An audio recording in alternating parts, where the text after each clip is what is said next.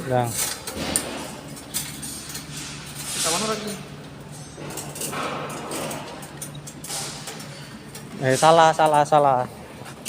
Muter kayak nah, ngene.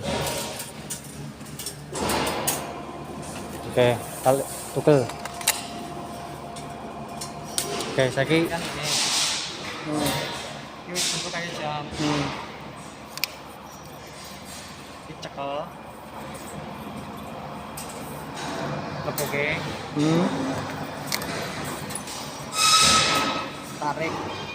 Tarik itu karo ngene. Tarik. Kan bentuk ini. Awalnya untuk no.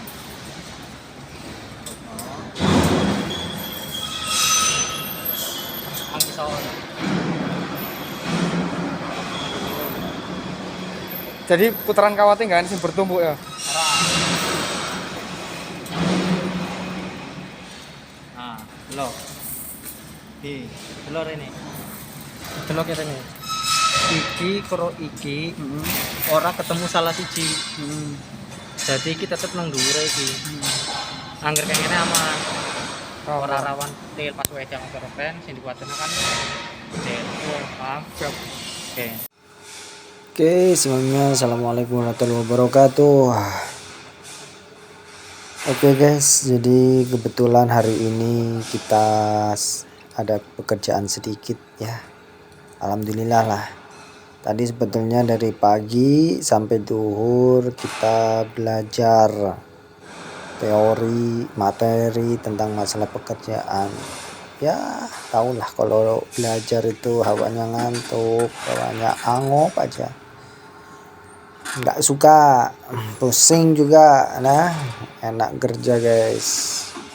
Alhamdulillah lah, tadi dikasih kabar setelah selesai duhur gitu kan, dikabarin habis makan, habis istirahat nanti di pabrik ya, nggak belajar. Wah, alhamdulillah pikirku, syukurlah ada kerjaan gitu.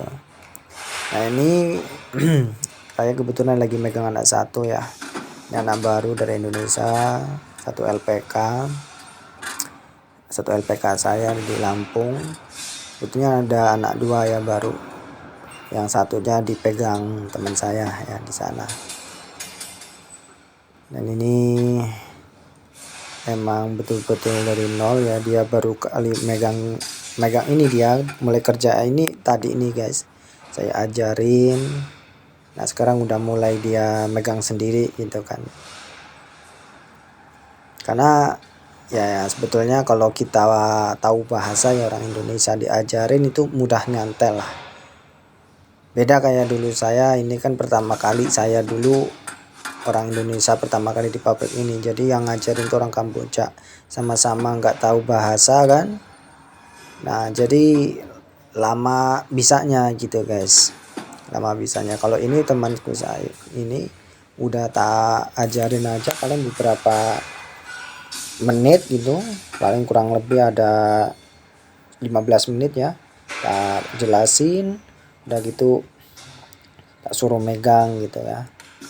Alhamdulillah dia langsung lancar ya, cuma tadi hampir ada kesalahan 2 kali lah, hal wajar sih kalau 2 kali ada kesalahan.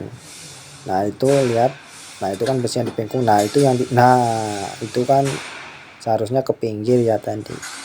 Nah itu tadi ada yang salah, jadi dia numpuk di atasnya, jadi besinya itu melebar ya, nggak sesuai ukuran. Tapi nggak apa-apa, masih bisa ditanganin selagi nggak kena tangan ya. Ini kan rawan sekali kena tangan kalau nggak hati-hati, kalau kerja nggak fokus, kerjanya ngelamun, terus matanya ngeliat ke sana ngeliat ke sini, itu rawan sekali tangannya kejepit guys. Nah liatin, nah itu kan, nah itu ke atas langsung tarik ke samping, nah itu pas ke sampingnya itu rawan itu guys, kalau ngelamun bisa kena di tangan tuh. Nah ini tadi udah beberapa kali saya bilang sama dia, pokoknya kerja fokus karena ini pertama kali kamu megang gitu kan, jangan sampai terjadi apa-apa. Pasti kalau terjadi apa-apa yang kena saya gitu kan, saya kan yang ngajarin, udah pasti itu saya kena semprot ya, mungkin ya marah-marah lah ya. Makanya saya bilang setiap Nah, setiap kali saya selalu ngingetin, pokoknya fokus. Ini hari pertama kamu megang mesin, jangan sampai terjadi apa-apa, pikirku kayak gitu. Ya alhamdulillah selama kerja tadi 1,5 hari ya, dia yang megang, saya yang bawain dan nata mesin itu. Alhamdulillah nggak ada apa-apa ya, lancar. Betulnya enak kerja kayak gini ya.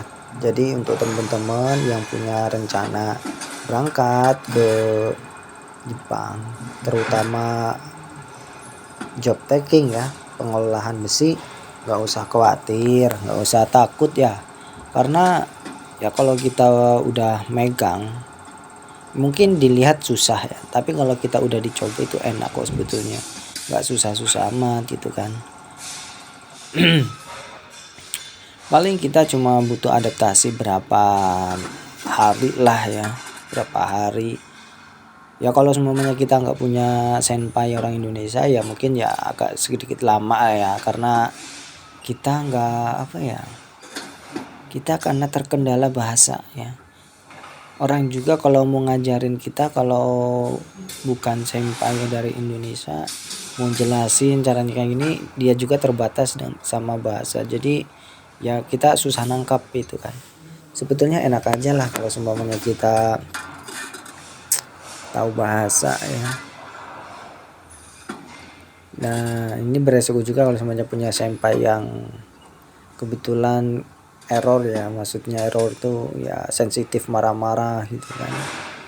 Nah itu sangat beresiko. Beresikonya itu kita udah capek, terus sempainya marah-marah aja ketika kita nggak bisa gitu.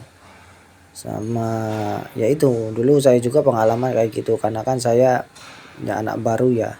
Cuman sampai saya kerjanya itu marah-marah, bilang saya goblok gitu kan, bilang saya harus diingat-ingat gitu kan, dengan nada yang kurang senang lah, kurang nyaman di pikiran saya. Nah tapi kelamaan ya saya udah punya ini sih ya, punya perasaan, wah awas kalau kamu sekali lagi, pikir kan. Pas waktu udah aku kena marah sama senseinya ya kan, gara-gara dia, terus kok ditambah dia kok malah nambah emosi gitu kan, mulutnya itu nggak bisa diem, bilang aku bodoh terus, langsung tak marahin sama saya ya. Karena saya ingat dulu sensei saya bilang pas waktu di Indonesia, satu cara ketika kita biar nggak kena bully, kita tampakkan diri kita itu seseorang yang nggak gampang dibully. Artinya kita punya karakter gitu kan.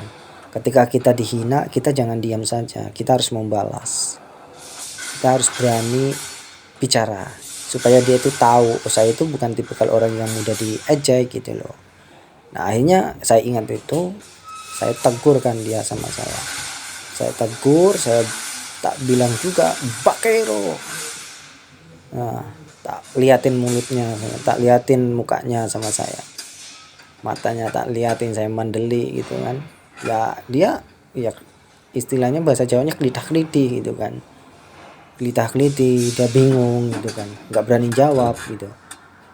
Pikirku kalau semuanya dia ngelawan ya udah jadi berantem aja sekalian, pikirku. Tapi ya itu senpainya itu langsung mikir-mikir gitu kan. Akhirnya setelah sampai sekarang dia udah riko, nggak berani ngomong apa-apa ya, nggak berani. Makanya itu untuk teman-teman, makanya kita jangan menampakkan sisi buruk kita ya. Ketika kita dianggap lemah, jangan diam aja, paling tidak kita ya menasehati. Kalau emang udah terpaksa kita lawan ya lawan aja lah itu. Oke, terima kasih. Assalamualaikum warahmatullahi wabarakatuh.